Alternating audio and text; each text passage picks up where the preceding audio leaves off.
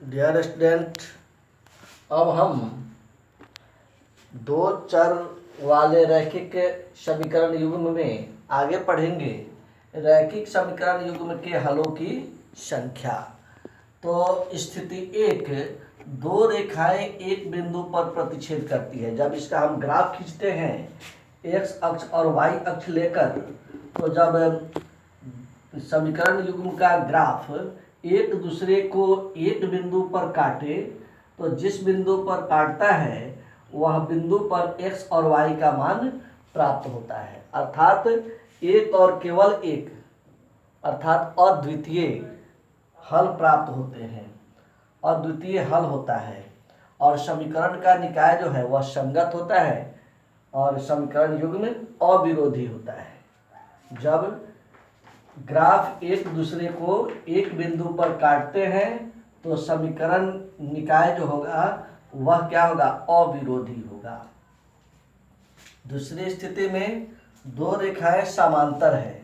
जब समीकरण युग्म का ग्राफ समांतर आएगा उस स्थिति में कोई हल नहीं होगा, क्योंकि वह किसी को कहीं पर नहीं मिलेगा न काटेगा।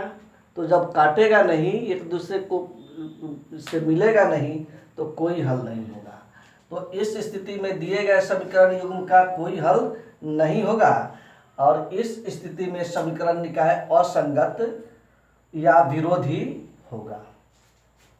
और जब दो रेखाएं समपाती है स्थिति 3 में, अर्थात समपाती का अर्थ है कि एक रेखा पर ही चाहे एक रेखा पर के सभी बिंदु दूसरी रेखा पर पड़ेंगे, सभी बिंदु दूसरी रेखा पर पड़ेंगे। कहने का अर्थ है कि एक ही रेखा पर दूसरा बिंदु दूसरा रेखा हो, अर्थात एक रेखा को दूसरा रेखा ढक ले, समपाती कि नहीं। तो इस स्थिति में एक रेखा पर के सभी बिंदु दूसरी रेखा पर पड़ेंगे, अतः दिए गए समीकरण युग्म का अपरिमित रूप से अनेक अर्थात अनंत हल होगा तथा समीकरण निकाय आश्रित अर्थात समपाती होगा। समपाती का अर्थ हुआ कि एक जो पहला जो रेखा है उसी पर दूसरा रेखा, अर्थात पहला को दूसरा ढक ले या दूसरा को पहला ढक ले, तो क्या होगा, समपाती होगा। तो ये हो गया। इस पर आपको एक नंबरिया आता है और एक नंबरिया जब भी पूछेगा इस टाइप का हम इसी पर हल करेंगे।